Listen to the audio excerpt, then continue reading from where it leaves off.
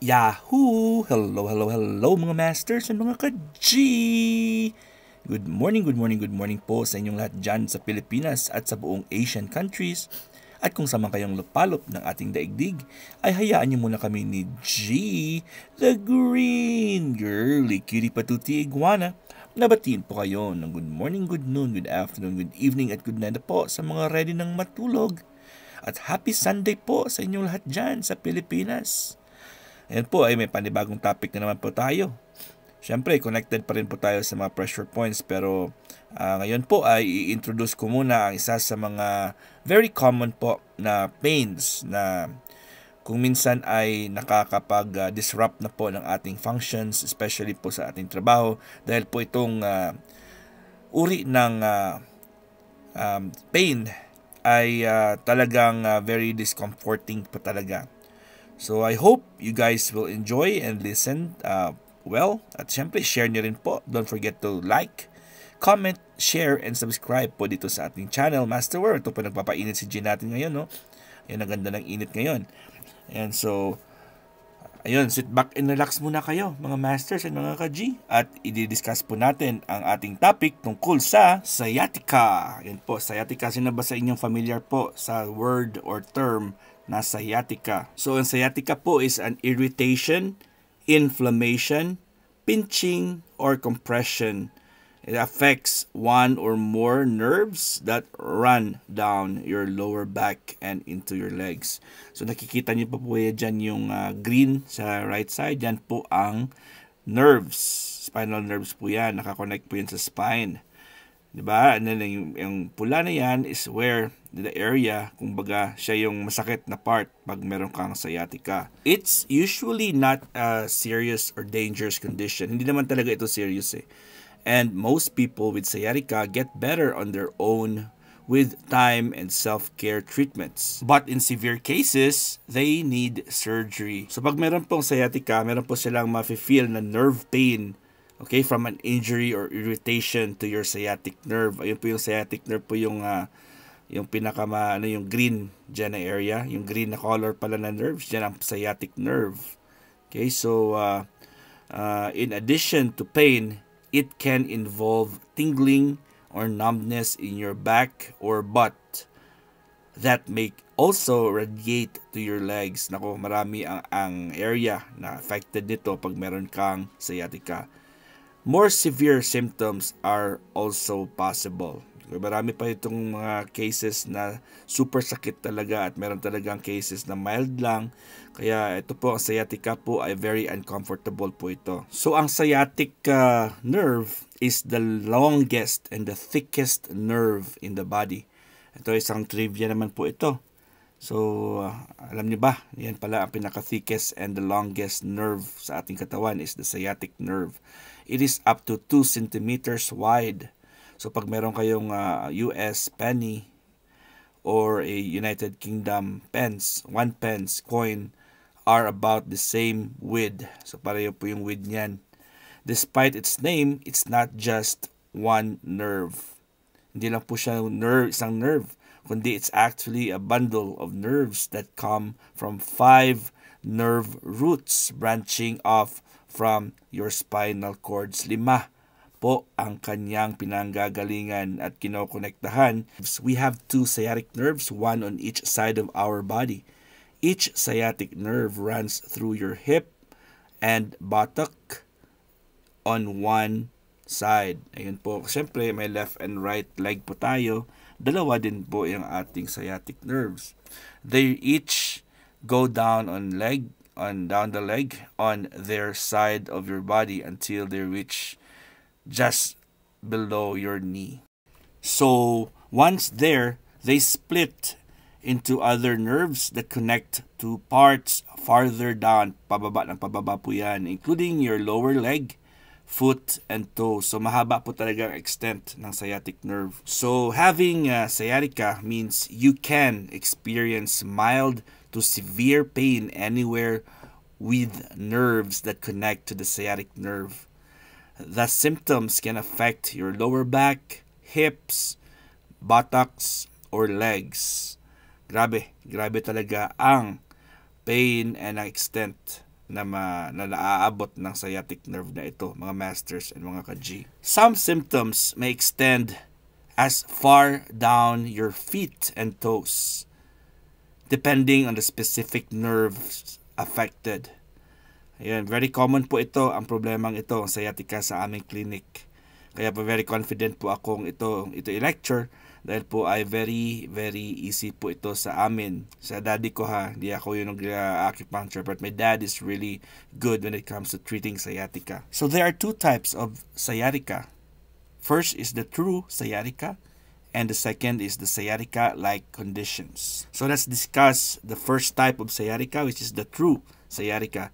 This is any condition or injury that directly affects your sciatic nerve. So marami klaseng mga injuries po, mga masters and mga ka-G. Pwede po yung sports injury, pwede po yung fall injury, vehicular accidents, or meron po kayong mga, syempre sa mga iba dyan, dahil po sila ay nag-develop ng mga injuries, ay they learn to compensate. Alam niyo ba yung the word na compensate? Halimbawa po, ikaw ay may injury ka sa left mo na leg.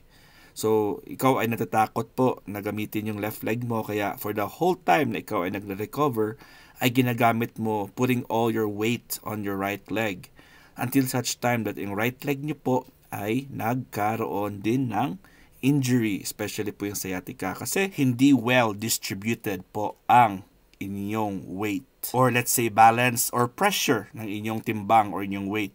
Kaya po ay nagkakaroon ng problema sa isang side lang ng inyong leg. The second type of sciatica is the sciatica-like conditions. These conditions that feel like sciatica. Feeling mo is sciatic problem na talaga siya, but happen for another reasons related to the sciatic nerve or the nerves that bundle together to form it. So anywhere around that area ay meron po siyang connection o medyo nag-touch po siya ng konti, na-irritate niya ng konti yung sciatica.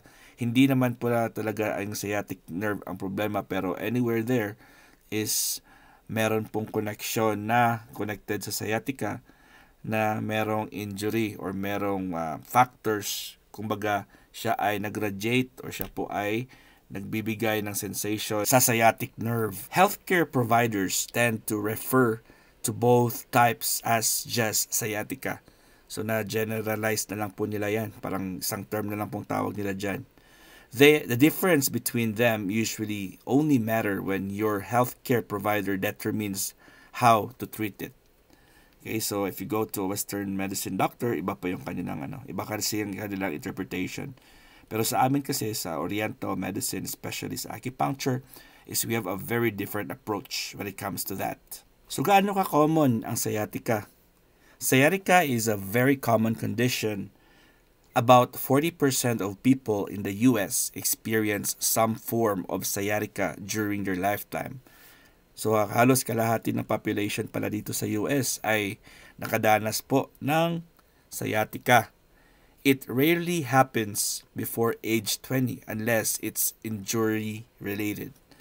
So usually pag age natin ng more than 20 or 30, 40, somewhere around there, dyan po lumalabas o dyan po natin na-experience yung sciatica.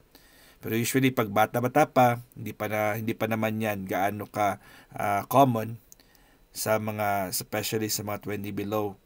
Pero syempre pag meron na sila mga injuries, sports, and kung ano mga klaseng mga related na injuries, dyan po ay may possibility po na ma-develop nila ang sciatic nerve damage or sciatica. So ano po yung mga symptoms po ng sciatica? Ano po ma-feel natin? Syempre number 1 is pain.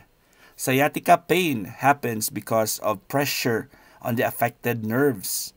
So yan ang green na kulay dyan, yan ang po ang affected nerves dyan. So most people describe sciatica pain as burning or like an electric shock. O diba, tandaan nyo po yan parang electric shock po yung nafe-feel mo dyan. This pain also often shoots or radiates down the leg on the affected side. Bumababa po yan mga masters and mga ka-G. Pain commonly happens with coughing, sneezing, bending, or lifting your leg upward when lying on your back. Ayan po, assess nyo po mga sarili nyo po kung meron kayong mga ganyan. Pag umuubo kayo, Ayun po, pag nagsisneeze po kayo, babahing, at pag kayo yumuko at meron kayong dinilift nyo po yung legs nyo pataas, pag meron kayong feeling na ganyan, parang burning pain, ayun po, ay sciatica na po yan, mga masters and mga ka-G. So it's gonna be on both legs, either left or right, or probably pwede din siya both legs. Ayun ang pinakamasakit pag dalawa talaga ang injured mo na area or leg. Next symptom po is tingling or pins and needles. Ayun, parang feeling nyo po ay tinutusok po kayo ng mga karayom. Diba? So, paresthesia po ang tawag dyan. This is similar to feeling you have when a leg falls asleep. Parang natutulog po yung mga legs because you sat crossed-legged. Sino ba sa inyo dyan yung nag-Indian sit? And then, hindi na kayo makatayo kasi parang feeling nyo ay namamanhid po kayo, tingling. Or meron kayong mga tinutusok-tusok dyan na feeling. Yan po ang feeling pag meron kang sciatica. Ayun po, next is numbness. This is when you can't feel sensations on the skin in the affected areas of your back or leg. So ito pala yung word na manhid ha, hindi pala yung kanina, iba pa yung kanina. So the numbness is the manhid. It happens because signals from your back or leg are having trouble reaching your brain.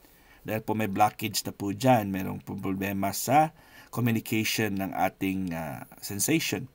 Dahil po yung sciatic nerve po ay may injury or meron po siyang blockage. Kaya po ay may numbness po. Next is muscle weakness. This is a more severe symptom.